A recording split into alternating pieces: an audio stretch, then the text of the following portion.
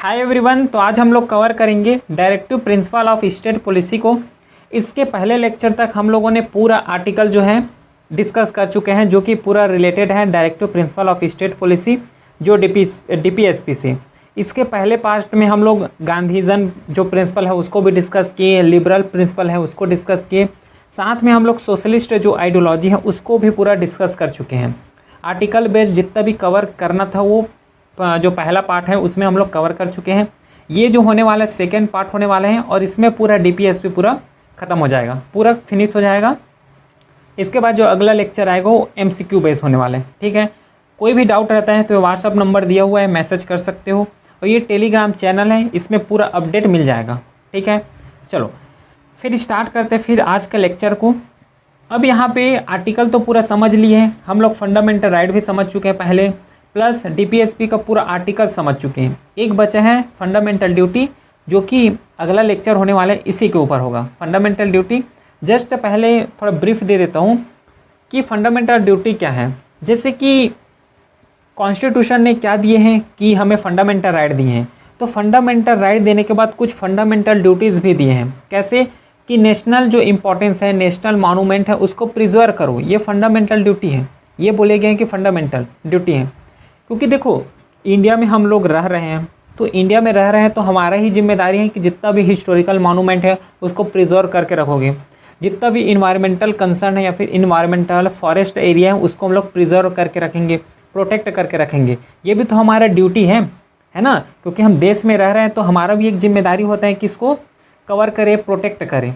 तो इसी के रेस्पेक्ट में कॉन्स्टिट्यूशन में आर्टिकल 51A में ऐड किए गए हैं फंडामेंटल ड्यूटी। जस्ट अभी ब्रीफ दिया हूँ क्योंकि यहाँ पे हम लोग इसका यूज़ करने वाले हैं। ठीक है, तो देखो चलो फिर अब स्टार्ट करते हैं। फंडामेंटल राइट क्या है, फंडामेंटल डीपीएसपी क्या है, और ये जो फंडामेंटल ड्यूटीज़ हैं इन सब में डिफरेंसेस क्या हैं ये डिस्कस करते हैं। समझ आगे फंडामेंटल ड्यूटीज़ क्या होते हैं। चलो अब फंडामेंटल राइट इस कॉलम में है, इस कॉलम में फंडामेंटल ड्यूटी है और यहाँ पे डीपीएसपी लिखा हुआ है। तो अगर डेफिनेशन में जाए तो फंडामेंटल राइट एक इंडिविजुअल को दिए जाते हैं कि मेरा फंडामेंटल राइट है ना, सबका एक इंडिविजुअली में फंडामेंटल राइट होता है। लेकिन फंडामेंटल जो ड्यूटीज़ दिए जाते हैं पूरे सिटीज़न के रेस्पेक्ट में दिए जाते हैं, पूरा ग्रुप के रेस्पेक्ट में दिए जाते हैं। कि कोई भी हिस्टोरिकल मॉन्यूमेंट है तो मैं ही बस प्रोटेक्ट करूँ ऐसा नहीं है।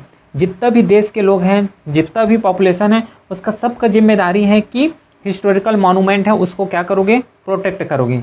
ठीक है, तो फंडामेंटल ड्यूटी रिस्पॉन्सिबिलिटी आता है हर एक सिटीज़न के ऊपर।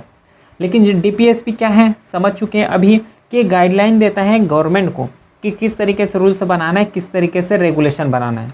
समझ रहे हो। आर्टिकल अगर ध्यान दोगे तो फंडामेंटल राइट में जो आर्टिकल आता है वो 12 से 35 तक पूरा आर्टिकल जो है फंडामेंटल राइट्स के बारे में ही डिस्कस करते हैं।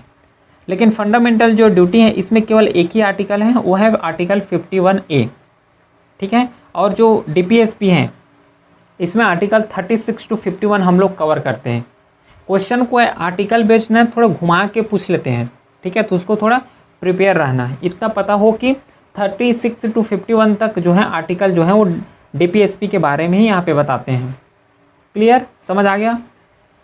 फिर अगर नेचर, इसको तो बता ही चुका हूँ कि फंडामेंटल राइट को अगर वायलेशन हो रहा है फंडामेंटल राइट का तो डायरेक्टली सुप्रीम कोर्ट में जा सकते हो, बोल सकते हो कि हमारा फंडामेंटल राइट का वायलेशन हुआ है, हमें जस्टिस दो। लेकिन यही फंडामेंटल जो ड्यूटीज़ होता है उसमें ऐसा कुछ नहीं है। कोर्ट में नहीं जा सकते कि देखो ये पर्सन जो है हिस्टोरिकल मॉन्यूमेंट को क्या कर रहा है, प्रोटेक्ट नहीं कर रहा है, तो इसको ये वो क्या कर रहा है, फंडामेंटल जो ड्यूटी है इसका वायलेशन कर रहे हैं तो इसको कोर्ट में भेजो, वहाँ पे उसका हियरिंग होगा। तो ऐसा नहीं होगा। ठीक है, जो फंडामेंटल ड्यूटीज़ होता है ये नॉन जुडिशियबल होता है। इसके अगर वायलेशन होता है फंडामेंटल ड्यूटीज़ का तो वहाँ पे भी कोर्ट में नहीं जा सकते, ध्यान देना। और जो डीपीएसपी है यहाँ पे भी कोर्ट में नहीं जा सकते कि स्टेट गवर्नमेंट जो है हमारे लिए ठीक से रूल्स नहीं बना रही करके डायरेक्टली कोर्ट में जा रहे हो, ऐसा यहाँ पे रॉन्ग होता है। तो याद रखना जो फंडामेंटल राइट्स हैं उसके रेस्पेक्ट में ही बस सुप्रीम कोर्ट, हाई कोर्ट जा सकते हो। फंडामेंटल राइट फंडामेंटल ड्यूटीज़ हो गया, डीपीएसपी हो गया, इसका वायलेशन होता है तो कोर्ट में नहीं जा सकते, याद रखोगे। ठीक है, establish political democracy fundamental right है, हर एक इंडिविजुअल का राइट है। तो यहाँ पे क्या है कि अगर आपके पास फंडामेंटल राइट है, क्या फंडामेंटल राइट है कि एसोसिएशन फॉर्म कर सकते हो, पॉलिटिकली भाग ले सकते हो, पॉलिटिकल में इलेक्शन में पार्टिसिपेट कर सकते हो। ये डेमोक्रेसी को ही तो डिनोट कर रहे हैं। ये जो है फंडामेंटल राइट का है और ये किसका है, फंडामेंटल ड्यूटीज़ का है, और ये डीपीएसपी का है, डीपीएसपी का। तो फंडामेंटल राइट जो है पॉलिटिकल डेमोक्रेसी को डिनोट करते हैं, है ना, क्योंकि फंडामेंटल राइट है अपने पास, हम वोट दे सकते हैं, अगर चाहे तो इलेक्शन में पार्टिसिपेट कर सकते हैं। लेकिन जो फंडामेंटल ड्यूटीज़ होता है एक सिविक रिस्पॉन्सिबिलिटी होता है। ऐसा है क्या कि राइट टू वोट, जो हम लोग जो वोट देने जाते हो फंडामेंटल राइट है क्या? राइट नहीं है। कुछ लोग जाते हैं, कुछ लोग नहीं जाते हैं, तो क्या है, उसका फंडामेंटल ड्यूटीज़ हैं कि वोट देना चाहिए, लेकिन उसका मर्जी जाए या ना जाए। तो इस रेस्पेक्ट में एक सिविल रिस्पॉन्सिबिलिटी आता है, अपने ऊपर है। अगर आप वोट के एक राइट्स को समझते हैं, वोट अधिकार को अगर समझते हो तो ऑटोमेटिकली वोट देने जाओगे। लेकिन कई लोग होते हैं ना कि हमारे एक वोट से क्या होगा, ऐसे करके इस सेंस में हो तो फिर नहीं जा सकते। ये अपने ऊपर है, ठीक है, फंडामेंटल ड्यूटीज़ का। फिर establish social and economic democracy बताता है डीपीएसपी। कैसे? क्योंकि डीपीएसपी है तो जो कि पीपल ओरिएंटेड काम करते हैं। डीपीएसपी एक people oriented schemes, formulation, rules, regulation लाने के लिए स्टेट गवर्नमेंट को, सेंट्रल गवर्नमेंट को क्या करते हैं, एक गाइडलाइन प्रोवाइड करते हैं। तो जो गाइडलाइन है या तो सोसाइटल रेस्पेक्ट में हो सकते हैं या फिर इकोनॉमिकल रेस्पेक्ट में हो सकते हैं। इकोनॉमिकल रेस्पेक्ट में अगर एम्प्लॉय जनरेशन के लिए कोई स्कीम बना रहे हो तो वहाँ से इकोनॉमिक में गेन होगा, एम्प्लॉयमेंट जनरेशन होगा। अगर सोसाइटल लेवल में जैसे कि पुअर रिच है तो पुअर के उत्थान के लिए कुछ स्कीम ला रहे हो तो वहाँ पे सोसाइटल लेवल में क्या होगा, अपलिफ्टमेंट होगा। तो जो डीपीएसपी है ये गाइडिंग प्रिंसिपल होता है, ठीक है, चाहे सोसाइटल का बात करो चाहे इकोनॉमिकल का बात करो, समझ रहे हो। फिर इसका जो इन्फोर्समेंट अगर देखोगे, ऑटोमेटिकली इन्फोर्स है। Court can invalidate law, article 32 और 226। इसमें क्या बोला गया है कि जैसे कि अपना कॉन्स्टिट्यूशन इस्टाब्लिश हुआ है तब से फंडामेंटल राइट ऑटोमेटिकली इन्फोर्स में है। 1950 से फंडामेंटल राइट इम्प्लीमेंट हो गया है, तो वहीं से फंडामेंटल राइट क्या है, जो कॉन्स्टिट्यूशन इम्प्लीमेंट हुआ है तो साथ में फंडामेंटल राइट ऑटोमेटिकली इम्प्लीमेंट हो जाते हैं। लेकिन इसका अगर वायलेशन करते हो, आर्टिकल जो 32 है ये बात करता है सुप्रीम कोर्ट के रेस्पेक्ट में, और जो 226 है ये करता है हाई कोर्ट के रेस्पेक्ट में, कि अगर कोई भी रूल्स एंड रेगुलेशन बना रहे हो, मान लो central government rules and regulation बना रहे हैं, अगर वो फंडामेंटल राइट को ही वायलेट कर रहे हैं तो सुप्रीम कोर्ट के पास आर्टिकल 32 में अधिकार है कि उसको नलीफाई कर सकते हैं, उसको इनवैलिड बता सकते हैं, ठीक है। फिर फंडामेंटल ड्यूटीज़ का अगर देखोगे तो ये वॉलंटरी कंप्लायंस है, रिक्वायर स्पेशल लॉ। तो वॉलंटरी है, चाहो तो करो, ना चाहो तो मत करो, इस बेस में आता है फंडामेंटल ड्यूटी। ये जब फंडामेंटल ड्यूटी को पूरा कवर करेंगे, इसका चैप्टर आएगा अगला चैप्टर, तो इसमें और क्लियर समझ आ जाएगा, ठीक है। डीपीएस में require registration not automatically enforce, नहीं कर सकते, क्योंकि देखो गवर्नमेंट अगर नियम बनाएंगे, रूल्स बनाएंगे तभी तो इम्प्लीमेंट होगा। कोई ऑटोमेटिकली क्या रूल है यहाँ पे इम्प्लीमेंट हो जाएगा। जैसे फंडामेंटल राइट यहाँ पे ऑलरेडी फंडामेंटल राइट लिखा हुआ है, तो कॉन्स्टिट्यूशन इन्फोर्स हुआ तो साथ में ये इन्फोर्स हो गया। लेकिन जो डीपीएसपी है यहाँ पे लिखा थोड़ा ना है कि ये स्कीम जो है 2026 में आने वाला है तो अभी से इन्फोर्स कर दो, या फिर 2026 आएगा, 1 तारीख आएगा 2026 का तो डायरेक्टली इम्प्लीमेंट हो जाएगा।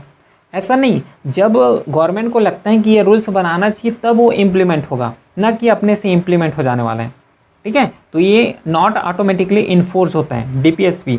यहाँ से क्वेश्चन बनता है, ठीक है, सीएपीएफ का पढ़ रहे हो तो उस स्टैंडर्ड का पढ़ना, ठीक है, ना कि एफकेट का एग्जाम दे रहे हो, ना कि सीडीएस का एग्जाम दे रहे हो। ध्यान दो, ये जस्ट यूपीएससी जो सीएससी एग्जाम होता है थोड़ा टच करता है, ये मतलब इतना भी ज़्यादा नहीं करता है ना, ज़्यादा ही कॉन्सेप्ट में नहीं जाते है ना। जो सिविल सर्विस का एग्जाम होता है उससे थोड़ा लेवल थोड़ा नीचे होता है, लेकिन थोड़ा टच कर लेता है कई क्वेश्चन। और स्पेशली अगर बात करूँ तो पॉलिटी को तो ठीक से पढ़ के जाना, ठीक है, अगर मेरिट में आना है तो, क्योंकि यहाँ से पढ़ के जाओगे तो यहाँ से अगर इंटरव्यू में जाते हो तो कहीं आर्टिकल कोट करना हो गया, ठीक है, तो उस रेस्पेक्ट में थोड़ा काम आ जाता है। फिर सैंक्शन अगर देखोगे तो लीगल सैंक्शन है इंडिविजुअल वेलफेयर फोकस, क्योंकि अगर फंडामेंटल राइट अगर वायलेशन हो रहा है तो वहाँ पे सैंक्शन लगा सकते हो, चाहे इंडिविजुअल के ऊपर या फिर पूरा एरिया के ऊपर सैंक्शन लगता है। लेकिन ड्यूटीज़ के ऊपर कोई सैंक्शन नहीं लगता, क्यों? क्योंकि ड्यूटी दिए हैं, इसका मतलब ये नहीं कि अगर उसका वायलेट करो तो डायरेक्टली सुप्रीम कोर्ट चले जा रहे हो, हाई कोर्ट चले जा रहे हो। फंडामेंटल ड्यूटी आपके ऊपर है कि आप उसको कंप्लाई करो या फिर कंप्लाई ना करो, मानो चाहे ना मानो, इसलिए इसके ऊपर कोई लीगल सैंक्शन नहीं लगा सकते। ऐसा भी नहीं बोल सकते कि ये फंडामेंटल राइट को, फंडामेंटल बोल रहा हूँ यहाँ पे, जो फंडामेंटल ड्यूटीज़ हैं उसका वायलेशन करे तो इसके ऊपर क्या लगा दो, पेनलाइज कर दो, पेनाल्टी दे दो कि फंडामेंटल ड्यूटीज़ को क्या कर रहे हैं, वायलेट कर रहे हैं। तो ऐसा केस यहाँ पे भी नहीं होने वाला है, क्योंकि प्रीवियसली तो हम लोग समझे हैं, यहाँ पे लिखा होगा, देखो नॉन जुडिशियबल, यहाँ तो लिखा है अगर वायलेशन होता है तो ना तो कोर्ट जा सकते हो, ना कहीं जा सकते हो, ना ही पेनलाइज कर सकते हो इसके रिस्पेक्ट में, फंडामेंटल ड्यूटीज़ के रिस्पेक्ट में। लेकिन जो डीपीएसपी होता है, जो डीपीएसपी होता है, ये मोरल सैंक्शन बताता है कम्युनिटी वेलफेयर फोकस के लिए। जैसे कि गवर्नमेंट कोई स्कीम लाना चाह रहे हैं, न्यू स्कीम लाना चाह रहे हैं, तो ऐसा तो नहीं कि डायरेक्टली आर्बिट्रेरी तरीके से स्कीम ला रहे हैं, क्योंकि अल्टीमेटली स्कीम बना किसके रहे हो, government orientation, people orientation, people के लिए बना रहे हो। जब पीपल के लिए स्कीम्स बना रहे हो तो पीपल को ध्यान में रखते हुए तो बनाओगे।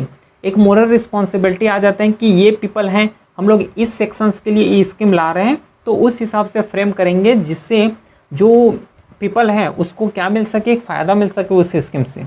तो इस तरीके से गवर्नमेंट के ऊपर एक मोरल सैंक्शंस डालते हैं डीपीएसपी, लेकिन फंडामेंटल राइट एक लीगल सैंक्शन आता है, क्लियर। और जो फंडामेंटल ड्यूटीज़ होता है, ठीक है, फंडामेंटल ड्यूटीज़ होता है, इसमें कोई लीगल सैंक्शन ऐसा नहीं होता।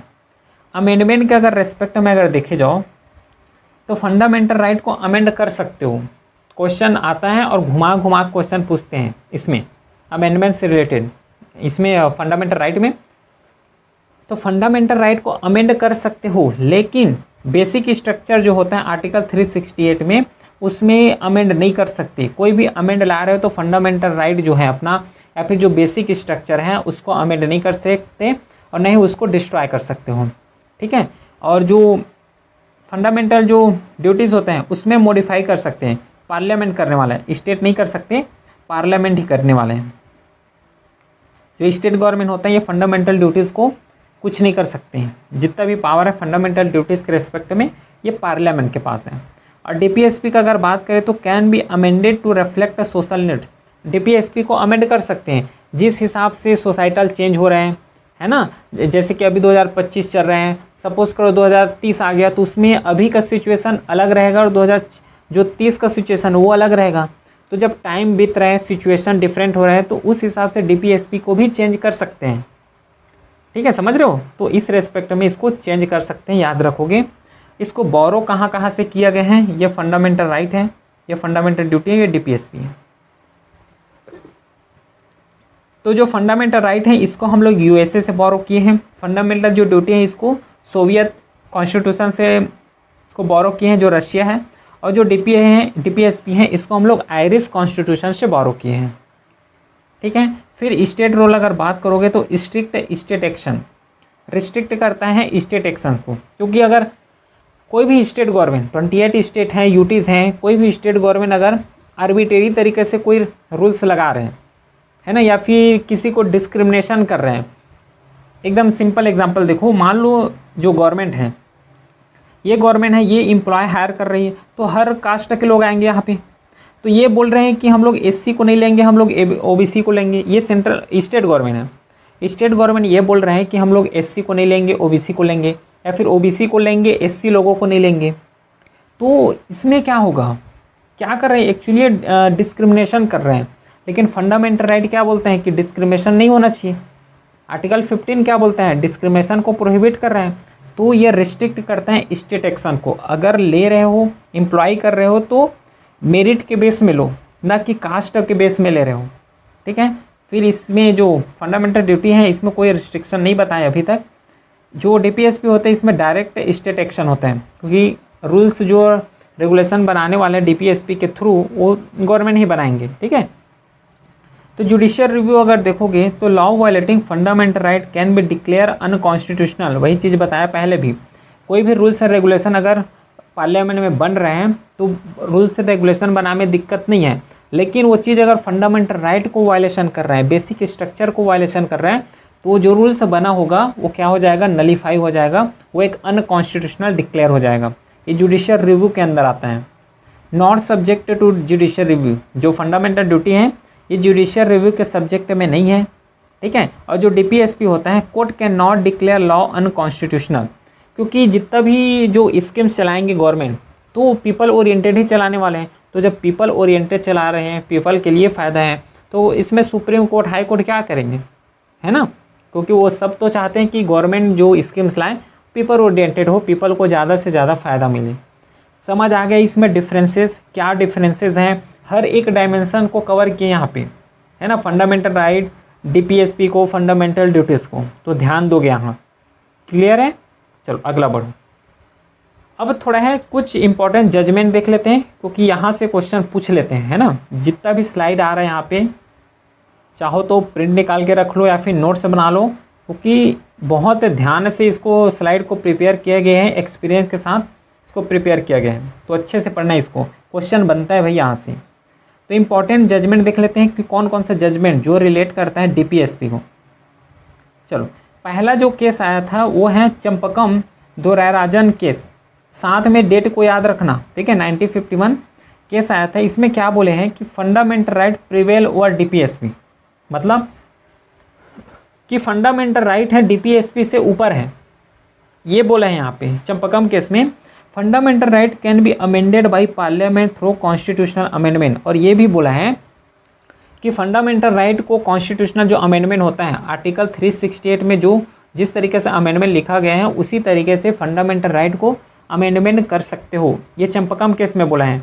और अगर फंडामेंटल राइट और डीपीएसपी में अगर डिस्प्यूट होता है तो फंडामेंटल राइट ज़्यादा होगा, फंडामेंटल राइट का प्रायोरिटी यहाँ पे ज़्यादा होने वाला है, ये चंपकम केस में बोला है। फिर इसी के रेस्पेक्ट में अगला आया है गोलकनाथ केस 1967 का, parliament can not remove any fundamental right. इन्होंने बोला है कि पार्लियामेंट जो है फंडामेंटल राइट को रिमूव नहीं कर सकते, गोलकनाथ केस में बोला है fundamental right can not be amended for implementing DPSP. अब इस चीज़ को समझो, गोलकनाथ केस में ये तो पहले बोल दिया कि पार्लियामेंट जो है फंडामेंटल राइट को रिमूव नहीं कर सकते, रिमूव नहीं कर सकते ये बोले हैं, ठीक है, ना कि ये बोले हैं कि इसको अमेंड कर सकते हैं। वर्ड में ध्यान दो, fundamental right can not be amended. DPSP को अगर इम्प्लीमेंट करना चाहते हो तो उसके लिए फंडामेंटल राइट को अमेंड नहीं कर सकते, नहीं तो फिर जितना भी स्टेट जो है रूल्स बना रहे हैं उसमें बार बार फंडामेंटल राइट को अमेंड करते जा रहे हैं। अगर कोई फंडामेंटल राइट को हटाना है तो सबसे पहले डीपीएसपी में रूल बना दो, फिर फंडामेंटल राइट ऑटोमेटिकली हट जाएगा, ऐसा भी दिमाग लगा सकते हैं। तो गोलकनाथ केस में क्लियरली बोला है कि फंडामेंटल राइट जो है अमेंड नहीं कर सकते अगर डीपीएसपी को इम्प्लीमेंट करना चाहते हो तो, ये डिफिनेशन क्लियरली बोल दिए गए हैं गोलकनाथ केस जो 1967 हुआ है उसमें। फिर अलग जो है नेक्स्ट है वो है 44th अमेंडमेंट जो है 1971, इसमें क्या बोला है, parliament can remove fundamental right via constitutional amendment. Parliament can remove fundamental right via constitutional amendment. इसमें इस अमेंडमेंट में क्या बोला है कि पार्लियामेंट रिमूव कर सकता है फंडामेंटल राइट को कॉन्स्टिट्यूशनल अमेंडमेंट के थ्रू, ये चीज़ बोल दिया गया है। और इसको क्वेश्चन भी नहीं कर सकते कोर्ट ऑफ लॉ में, कोर्ट में क्वेश्चन भी नहीं कर सकते कि इन्होंने तो हमारे फंडामेंटल राइट को ही वायलेट कर रहे, फंडामेंटल राइट को ही डायरेक्टली हटा दिए गए, तो इसका तो डायरेक्टली अपोजिट हो गया, ठीक है। चाहे चंपकम केस का बात करो, इसमें बोला है फंडामेंटल राइट को अमेंड नहीं कर सकते, सॉरी यहाँ पे तो अमेंड कर सकते बोले हैं, ठीक है, इसमें है गोलकनाथ केस में इस चीज़ बोले हैं, तो ये थोड़ा डायरेक्टली अपोजिट सेंस दे रहे हैं। फिर केशवानंदा भारती केस 1973 जो क्या बोल सकते हैं इंपॉर्टेंट जजमेंट है, ये invalidate this second provision of article 31C and establish as a judicial review is a basic structure. तो केशवानंदा भारती केस में जो जुडिशियल रिव्यू है उसको बेसिक स्ट्रक्चर में इंक्लूड कर दिए हैं। बेसिक जो रिव्यू है, जुडिशियल रिव्यू है और बेसिक स्ट्रक्चर है क्या ये? बेसिक स्ट्रक्चर मतलब क्या होता है कि कोई भी एक फंडामेंटल राइट है जिससे गवर्नमेंट क्या है टेक अवे नहीं कर सकते, या फिर एक ऐसा स्ट्रक्चर है इसके बिना क्या है अगर इंडिया में रहना है तो नहीं रह सकते, ऐसा एक सेंस बना सकते हैं, जस्ट जनरल व्यू, ठीक है, समझाने के लिए बताया हूँ। क्लियर है केशवानंद भारती केस। फिर अगला है 42 अमेंडमेंट एक्ट 1976, इसमें क्या बोला है, law for DPSP are not wide despite violating article 14 and 19, DPSP given primacy over article 14 and 90। इसमें क्या बोला है आर्टिकल 42 में, जो 42 अमेंडमेंट हुआ उसमें ये जो आर्टिकल 1490 क्या है फंडामेंटल राइट है, और इसमें बोला गया है कि जो डीपीएसपी है ये ऊपर होगा फंडामेंटल राइट से। फंडामेंटल राइट नीचे होने वाला है, फंडामेंटल राइट का जो प्रायोरिटी है वो कम होगा, लेकिन जो डीपीएसपी का प्रायोरिटी है ये ज़्यादा होगा। ये चीज़ यहाँ पे बोले गए हैं, समझ रहे हो। फिर अगला जो है मिनर्वा मिल केस आया 1980 का, इसमें बोला गया है कि invalidated DPSP primacy over if it emphasis the between fundamental right and DPSP. ये बैलेंस बताया यहाँ पे इन्होंने, जो बोल रहे हैं कि जैसे कि 42 में बोला गया है कि डीपीएसपी ऊपर होगा, फंडामेंटल राइट नीचे होने वाला है। कई केस में आ रहा है कि फंडामेंटल राइट ऊपर होगा, डीपीएसपी नीचे होने वाला है। तो मिनर्वा मिल ने क्या किया, यहाँ पे एक बैलेंस बनाया कि फंडामेंटल राइट्स और जो डीपीएसपी हैं वो दोनों इंपॉर्टेंट हैं, इंडिविजुअल पर्सपेक्टिव से भी और सोसाइटल पर्सपेक्टिव से भी। तो दोनों के बीच एक बैलेंस होना चाहिए, ये मिनर्वा मिल केस में बोला है। क्लियर है। तो अब इतना कन्फ्यूज़न होने के बाद कहीं पे बोल रहे हैं कि डीपीएसपी बड़ा है, कहीं पे बोल रहे हैं कि फंडामेंटल राइट उससे छोटे हैं, नीचे है, मतलब समझना है ना। तो किसी को ज़्यादा प्रायोरिटी दे रहे हो, किसी को कम प्रायोरिटी दे रहे हो, तो यहाँ पे एक कन्फ्यूज़न की स्थिति आ रहा है।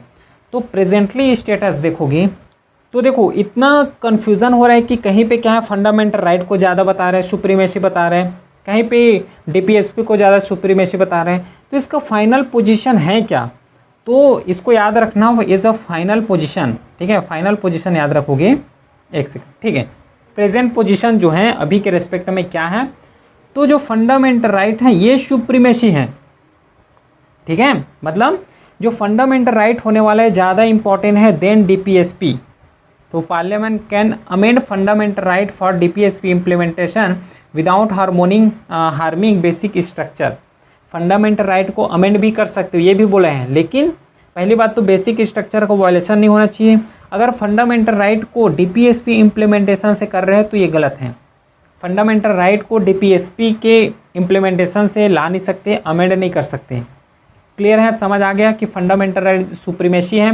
फंडामेंटल राइट को डीपीएसपी के इम्प्लीमेंटेशन करने के लिए, अगर डीपीएसपी के इम्प्लीमेंटेशन करने के लिए अगर कर रहे हो तो इसमें भी बेसिक स्ट्रक्चर का वायलेशन नहीं होना चाहिए, और या तो फिर फंडामेंटल राइट को अमेंड ही ना करो, और अगर अमेंड भी कर रहे हो तो बेसिक स्ट्रक्चर ना वायलेट हो।